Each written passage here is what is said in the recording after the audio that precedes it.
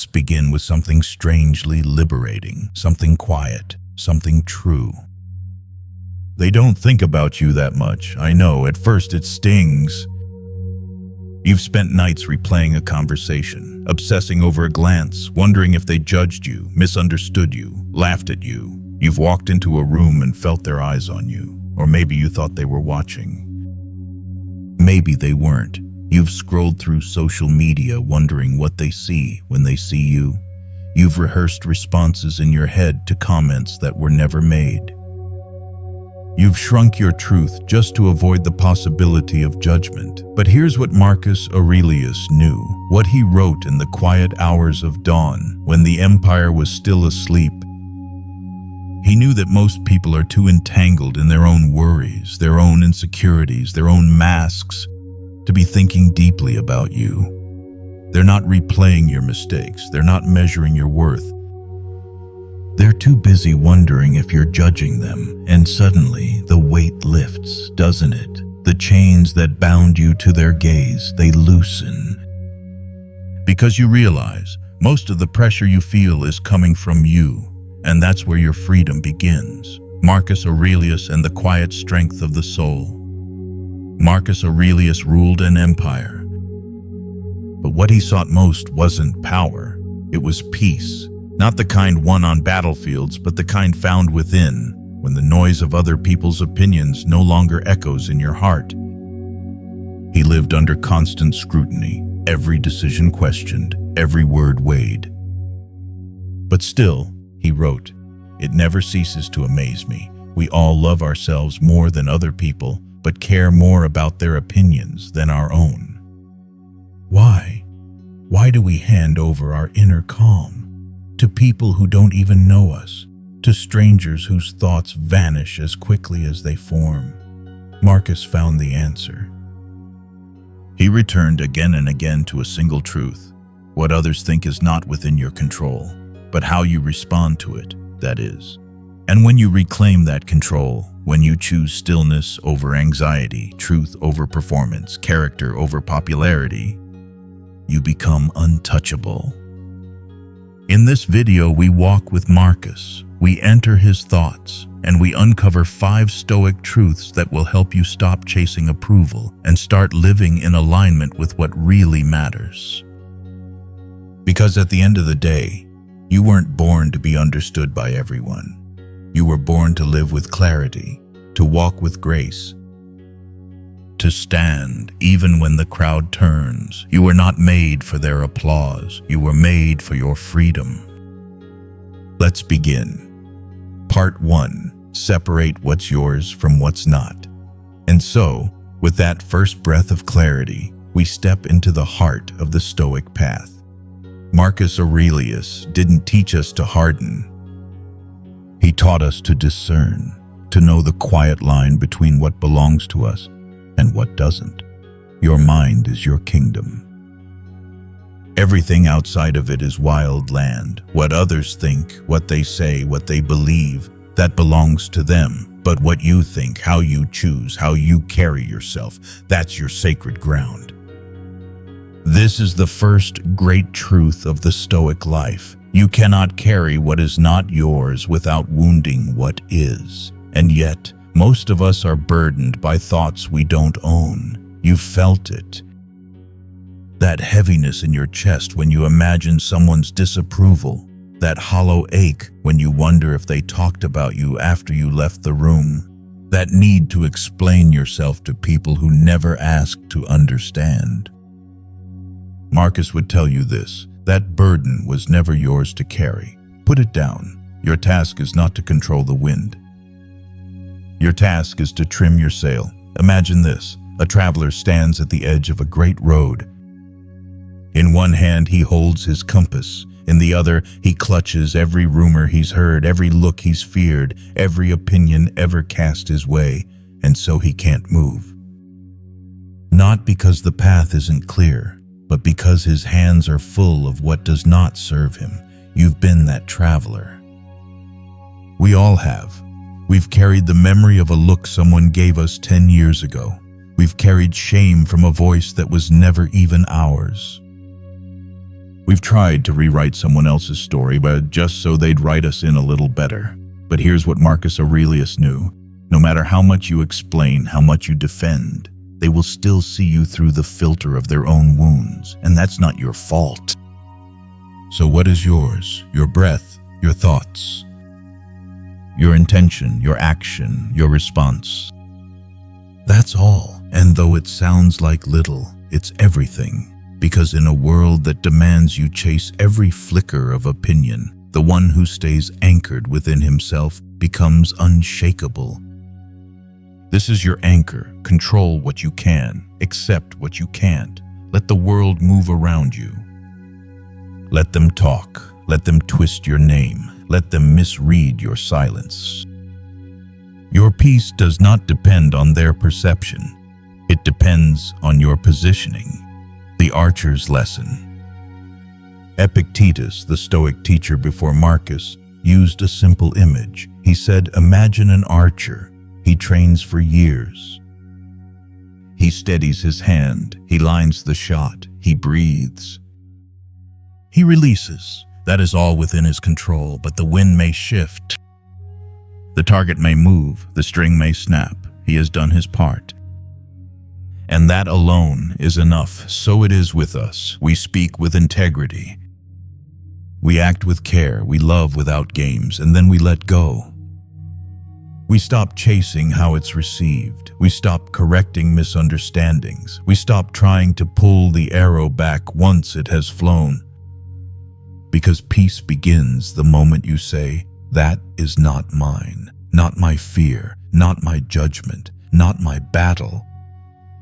Let them carry their own stories. Let them carry their projections. Let them carry their masks. I will carry only what shapes my soul. And what shapes you is not the noise of the world, but the stillness of a heart that knows what it's responsible for and what it is finally free to leave behind. This is the first step. And it is a quiet revolution. So pause here. Take one last look at the weights you've been holding. Name them if you must. Then open your hand. Let them fall. Let them go and walk forward lighter, because what's yours is more than enough. And everything else was never yours to hold. Part 2. Speak less, reveal less. Now that your hands are free from what was never yours, let us turn inward. Let us enter the quieter chamber. Because once you've learned what to let go of, you must also learn what not to give away. There is power in what you withhold. The Stoics knew this well. Marcus Aurelius, a man surrounded by advisors, soldiers, and spies, chose to keep his soul tucked away from public spectacle. He wrote his thoughts not for the world, but for himself. And in that privacy, he found clarity. So ask yourself, what have you been giving away too easily? Your feelings, your plans, your pain, your truth. Sometimes the most precious parts of us are not stolen. We hand them over, hoping someone will treat them gently. But the world is not always gentle, not because it's cruel, but because most people are careless with things they didn't earn. They take your vulnerability as weakness. They take your openness as permission to judge. They take your honesty and twist it, not out of malice, but out of habit. And soon, you begin to disappear in your own story. You've said too much, explained too much, revealed too much to people who were only listening to respond, not to understand. Marcus reminds us, the more we reveal, the more we give others tools to shape our peace or disturb it. So the Stoic retreats, not out of fear, but out of wisdom. You are not obligated to narrate your life. You do not have to explain why you're quiet today. You do not owe them the background of your dreams or the full weight of your heartbreak. Your story is not a show. It is a sacred unfolding. And sacred things are not performed. They are protected. Speak less. Reveal less. Not because you're hiding, but because you're honoring what is still forming inside you. Imagine a tree in winter. It does not scream its transformation. Its growth is unseen. Its roots deepen in silence. And when spring comes, no announcement is needed. The bloom explains everything. So let your silence be like that. Let your becoming be quiet. Let them wonder why you've grown so still, why you no longer overshare, why your eyes carry something too deep to describe. They may call it mysterious. They may call it distant. But you will know it is peace. We live in an age of noise. Everything is posted, shared, explained, defended, performed. Everyone is narrating their lives like an endless documentary, as if visibility equals validation. But Stoicism teaches the opposite. What is sacred is often unseen. What is true doesn't need to be proven, and what is yours doesn't need to be praised to be real. Speak less, not to be cold, but to be clear. Reveal less, not to shut people out, but to keep your roots warm in the soil of your own understanding. When someone asks what you're working on, smile. Say, you'll see. When they ask how you're doing, say, I'm steady. When they press for more, you don't owe it. Let them learn who you are, not from your words, but from the way you move through the world. Calm, grounded, unaffected by the clamor of needing to be known. You are not less because you are quiet. You are more because you've chosen to speak only when it matters. So here's your reminder, gentle traveler. Every truth does not need a microphone. Every emotion does not need to be confessed. Every chapter is not meant to be shared before it's lived. Your silence is not empty. It is full of wisdom. It is your armor. It is your sanctuary. And in a world that talks too much, your silence might be the loudest thing they hear. Let it echo. Part 3. Master the non-reaction. And once your words are guarded, once your soul is quiet, there still comes a test. A sharp voice, a cutting glance, a moment designed to provoke. And that is where the real strength begins, not in speaking, not in proving, but in choosing not to react. Reaction is the bait, stillness is the shield. You've seen it before. Someone says something to sting you, a little jab dressed up as a joke, or they question your worth behind a smile, waiting for your face to tighten, your breath to quicken. They want your fire. They want to see if they can move you. But Marcus Aurelius wrote, "You have power over your mind, not outside events." Realize this, and you will find strength. You may not control the storm they send your way, but you decide whether you step into it. The world is always watching for your flinch, and when you do, they learn your buttons.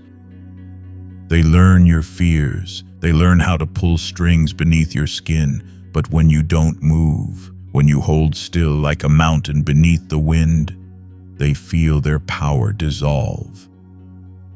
Because silence is unsettling, calm is confusing, and nothing makes the attacker more uncomfortable than realizing their weapon had no effect. To not react is not to be passive, it is to be deeply, deliberately in control. You are not ignoring the insult. You are disarming it. You are saying with your stillness, I see you, I hear you. But I do not belong to this chaos. And in that moment, the battle ends before it begins. Imagine a fire, not the one that blazes.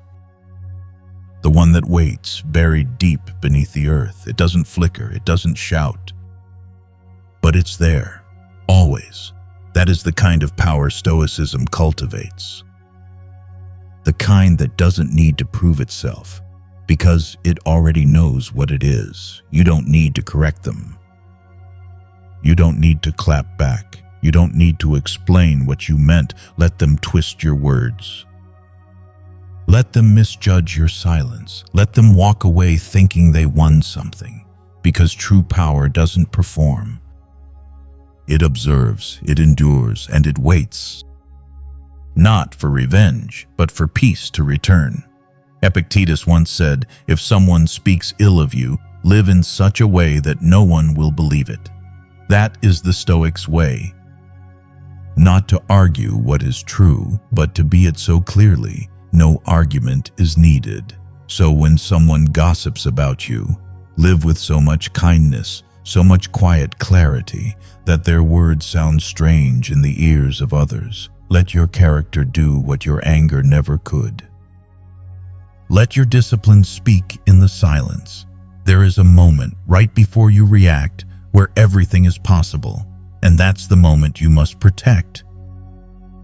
Because once you lash out, once you raise your voice, once you let them inside your calm, you hand them the map to your peace. But if you stay still, if you breathe through it, if you let the storm rage around you while your soul remains unmoved, you become the kind of person no one can shake. So practice it. When someone interrupts you, pause. When someone challenges you, pause. When someone tries to humiliate you, pause. Not because you're unsure, but because you are deeply sure of who you are. There's a kind of silence that doesn't mean surrender. It means victory before the battle even begins. Because when they expect you to burn and you stay still, you teach them something they weren't ready to learn. That your peace is not up for negotiation. That you cannot be pulled into the dance of drama.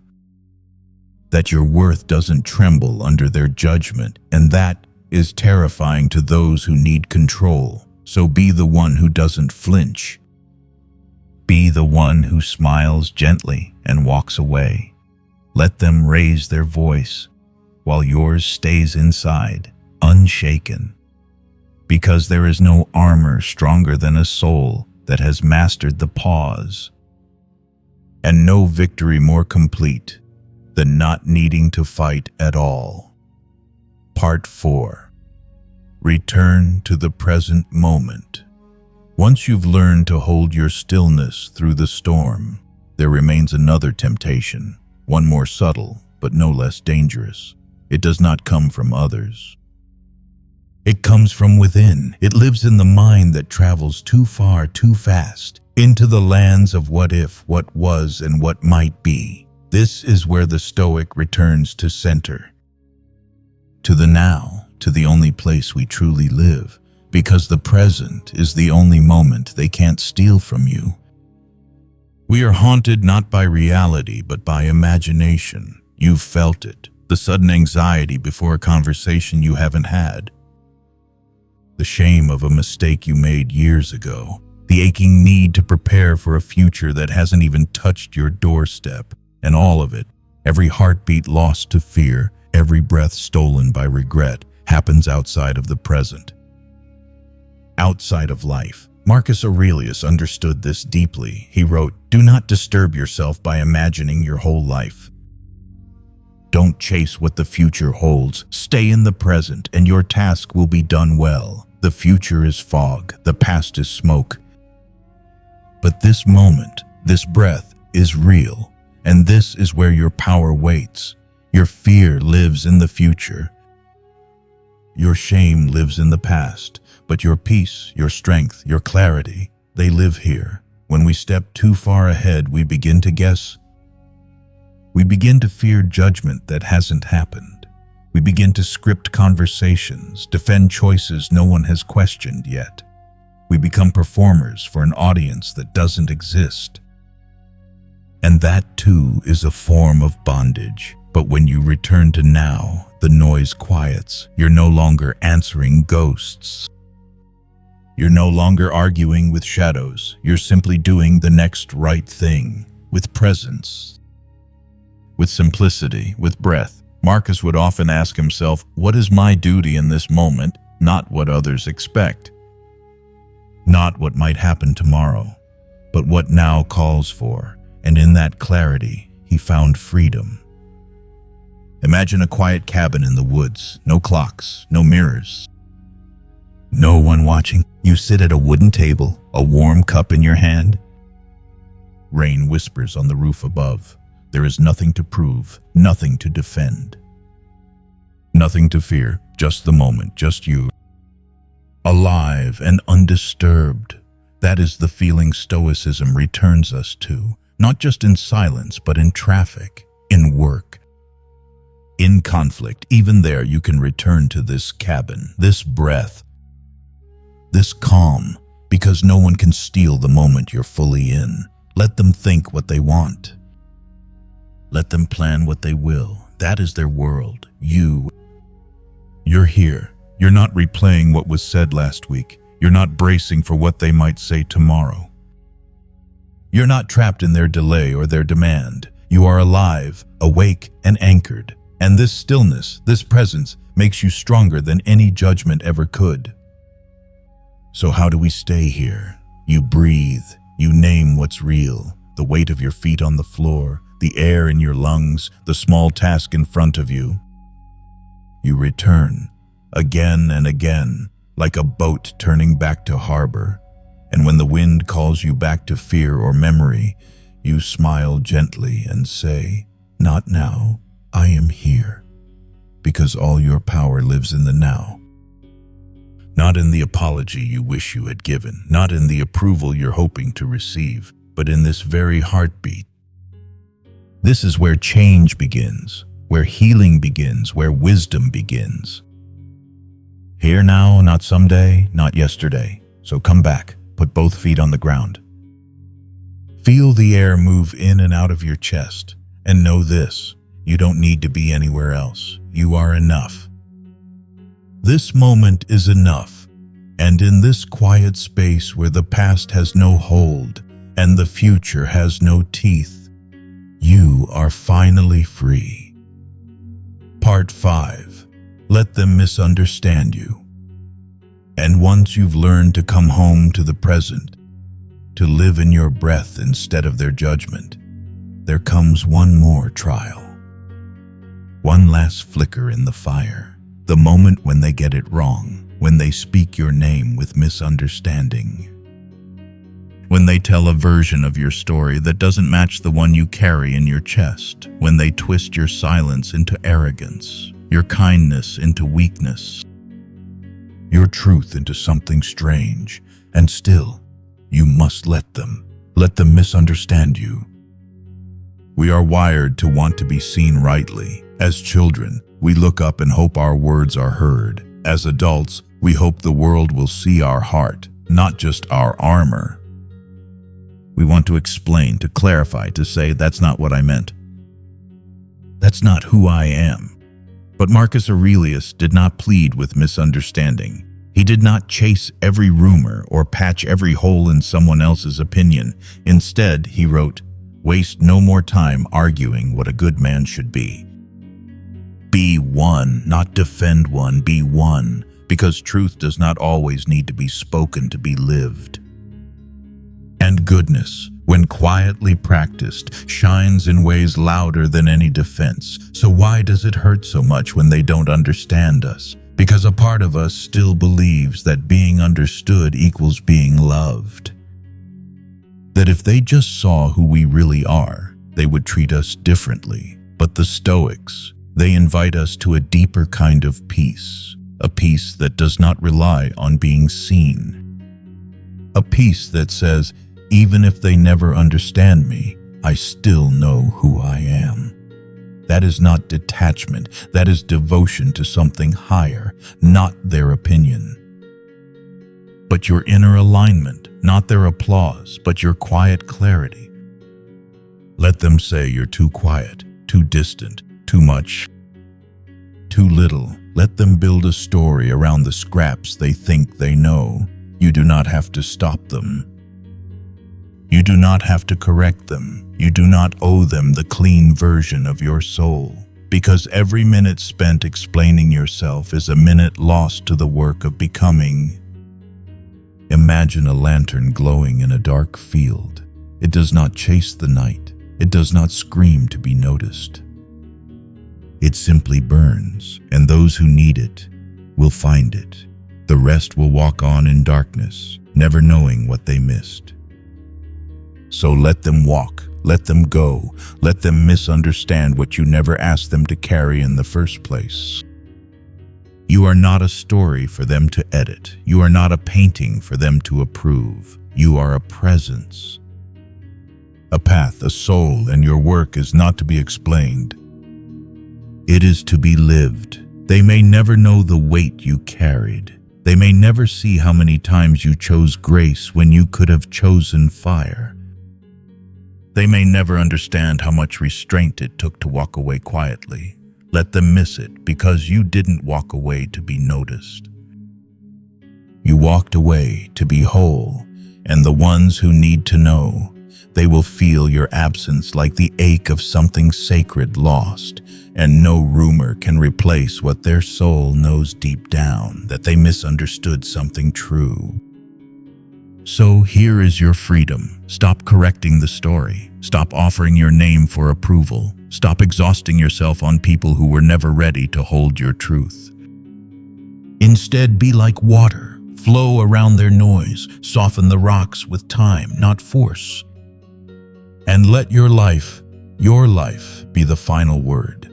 Because the one who is misunderstood and stays kind, the one who is misjudged and remains true, that one walks in a rare kind of power, a power that does not answer every question, a power that does not perform, a power that says, even if they never understand me, I will not lose myself trying to be explained. And when you carry that kind of quiet, that kind of deep, grounded stillness, you become unshakable. You become light in a world too loud to see clearly. So let them misunderstand you and let your soul go on shining anyway. Part 6. Stop performing, start living. And now we arrive at the deepest turning point.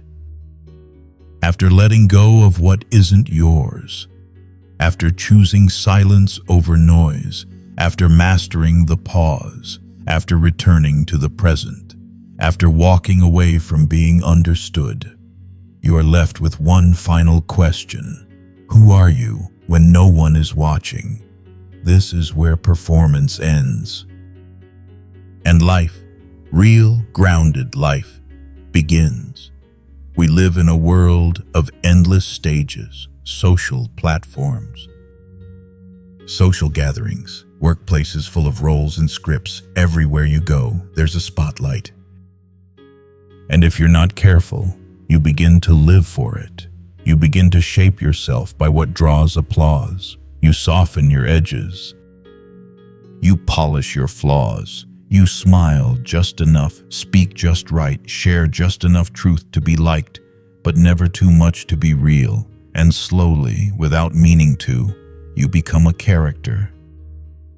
A version of yourself you think they'll accept. But Marcus Aurelius offers us a different way. He wrote, "Ambition means tying your well-being to what other people say or do. Sanity means tying it to your own actions. In other words, you are free the moment you stop performing. When you let go of needing to be liked, you begin to live, because performance is exhausting. It forces you to edit your soul. It keeps you stuck in a loop of what will they think. But the Stoic does not spin for approval. The Stoic stands quietly, calmly, rooted in virtue, not validation." So what happens when you stop performing? You slow down. You say no without guilt. You speak only when your words are rooted in something true. You don't chase the spotlight. You move with purpose, and the world adjusts to your rhythm. You walk into a room and you don't scan for approval. You don't shrink yourself or inflate yourself. You just exist, fully, steadily, without apology. That is presence. That is power. And ironically, that's when people truly notice you. Not because you tried to be impressive, but because you didn't try at all.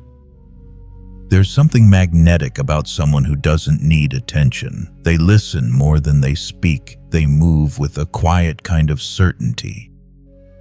They're not rushed, not reactive, not performing. And in their stillness, others begin to slow down too. They feel the calm. They feel the weight. And without even realizing it, they start to respect what they cannot manipulate. That is the gift of authenticity. It doesn't need to convince. You don't need to tell the world what you're building. Let them see the results when they're ready. You don't need to explain your peace. Let them feel it when they're near you, and when they ask, "Why are you so calm? Why aren't you reacting? Why don't you care what they say?" You can smile, because the answer is no longer for them. You didn't come here to put on a show. You came here to be, so step off the stage, step into your life. The quiet, ordinary, beautiful life that doesn't need to be watched to be meaningful. Cut the strings tied to their opinions. Let the spotlight burn out. Let the mask fall gently to the ground. You don't need it anymore. Because when you stop performing, you remember what it feels like to simply be real. You get to breathe deeper, sleep easier, stand taller, not because of who's looking, but because you're finally standing on your own ground. There is no peace like the peace of being whole, not liked, not applauded, not understood, but whole. So leave the stage. Step back into your center and live like no one is watching, because the truth is, most of them aren't, and those who are, let them see the real you, the grounded you, the untamed, unpolished, unperformed you. The one Marcus Aurelius would have called free. So now we've walked the path quietly, deeply, step by step, into the kind of strength that doesn't need to shout, the kind of peace no judgment can shake, and the kind of freedom that isn't given by others, but claimed within. You've learned what to let go of, what to guard, when to speak, when to stay still. You've learned that misunderstanding isn't your enemy, and neither is silence, because Marcus Aurelius never lived to impress the world. He lived to master himself. And so can you. You don't need to be approved of. You don't need to be defended. You just need to be aligned with something real, your values, your breath, your presence. Let them think what they will. Let them talk. Let them watch. You are not here to perform. You are here to live.